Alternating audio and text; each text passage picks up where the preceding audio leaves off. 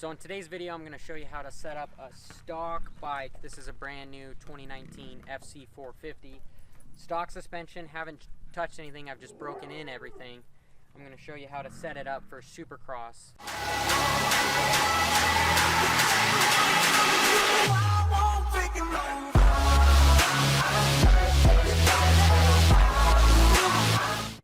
Disclaimer. This is for stock suspension, transforming it, adjusting it to ride a Supercross track for those one-off times that you decide to go do a small Supercross or a local event. If you're looking to ride Supercross or Arenacross 100% of the time, well, I recommend you go get your bike revalved for that purpose. So in Supercross, it's a lot of hard, slower impacts compared to motocross. You're not going that fast, but you're compressing the suspension fully. So I'm going to show you how to set up the bike and why I'm making the adjustment, moving the clicks in that direction. So first we're going to talk about setting up the shock. So pictured above here we have the high speed. The high speed is that nut on the outside. So high speed controls the compression, the speed of the suspension when it compresses very quickly, such as hitting a rock, landing up a jump, or a big drop off. Too much high speed is going to feel harsh during a quick compression. Not enough high speed, the bike will move through its travel rapidly during a very quick compression. So my rule of thumb of setup is comfort is usually right around 2.5 turns, standard is 2 turns, and more of an advanced hard feel for Supercross is going to be 1.5 turns. Why we go a full turn lower on high speed is because we want the suspension to pack a little bit. We don't want it to rebound real fast all the time because especially in whoops, it's going to bounce us and we're going to endo.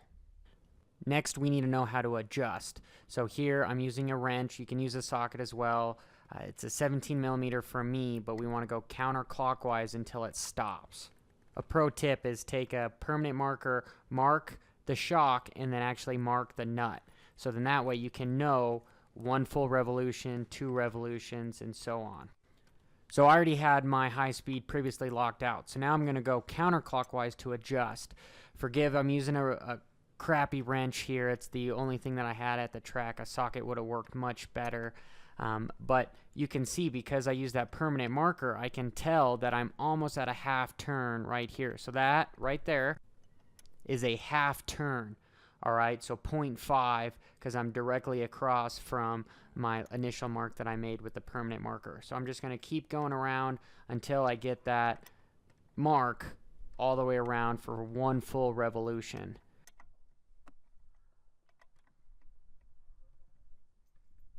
Right here is 1 full revolution. So I'm just going to continue another half so that I go to 1.5 is what my setup was.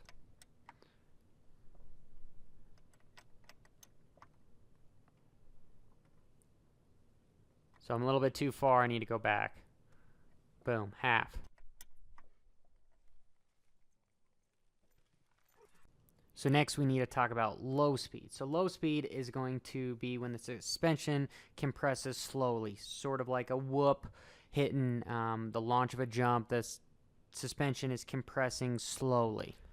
I like to think of low speed as how stiff the shock feels. So for setup, I usually go around 17 or higher, and that's going to be more of a comfort, more plush. Standard, I would say, is right around 15 clicks.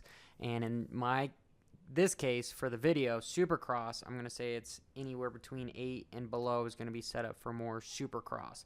In this instance, I'm going to do 6 on my low speed.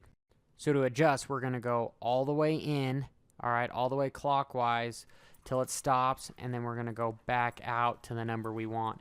In my case, we're going to back out 6.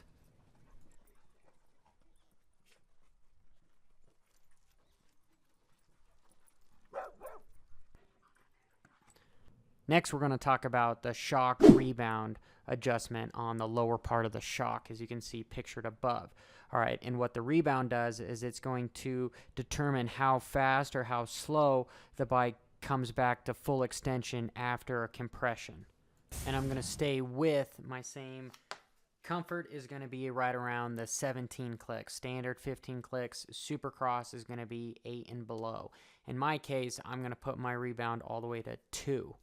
All right, because I want it to be very slow. So same thing, clockwise to get it to stop, and then as soon as you feel it to stop, then you go back how many clicks you want to stay at.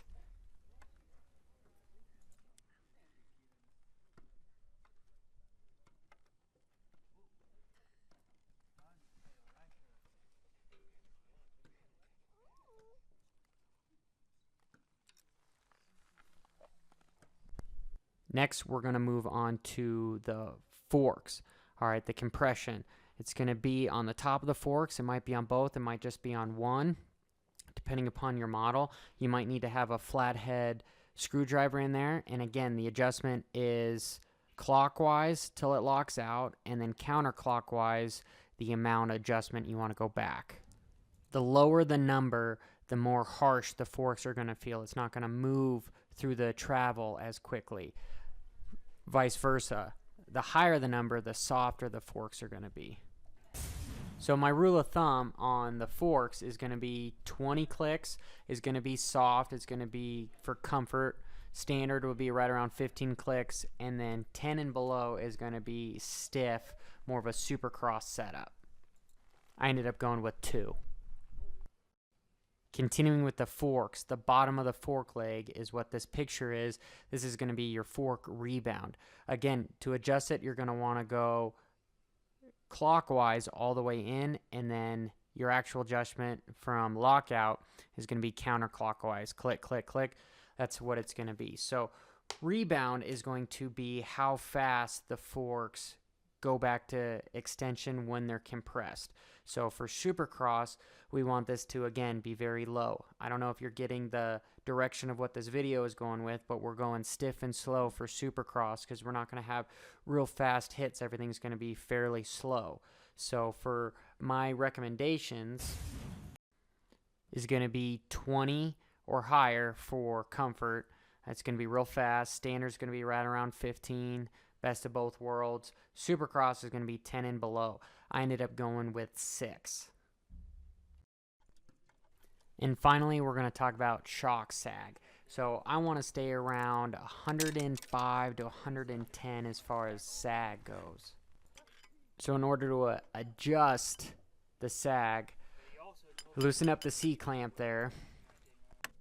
And then I use a punch and a hammer to take the lock nut and to spin it counterclockwise, loosen up righty-tighty, lefty-loosey, so that I can actually get my hands around the shock and manually loosen it. And then you're going to go counterclockwise if you're trying to loosen up your sag. If you're trying to tighten it up, you're going to go clockwise. And then I don't really have good footage of actually getting the proper sag because my camera died, but I like using a ruler or an actual sag adjustment tool, what you see right here. And right now you can see I'm at 90 millimeters and I want to be all the way between 105 and 110.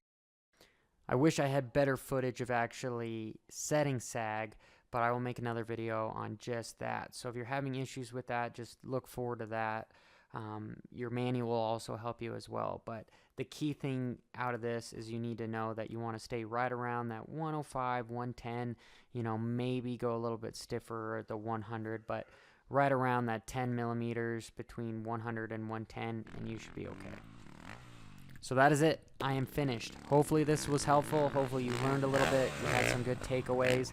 Again, this is a very rudimentary video on how to take a stock suspension, basically moto setup, just straight from the factory, and set it up to the best you can for Supercross so that you can be most comfortable with what you have. Keep in mind, results may vary, and if you're real serious about it, I recommend going to your local suspension guy, sending it to Factory Connections, RG3, whoever it may be, Pro Circuit, and getting a full tune-up on a revalve for Supercross. But this is just to help if you're doing a one-off race. So hope you guys liked it. Please like, subscribe, leave me a comment, and until next time, this is Johnny signing off.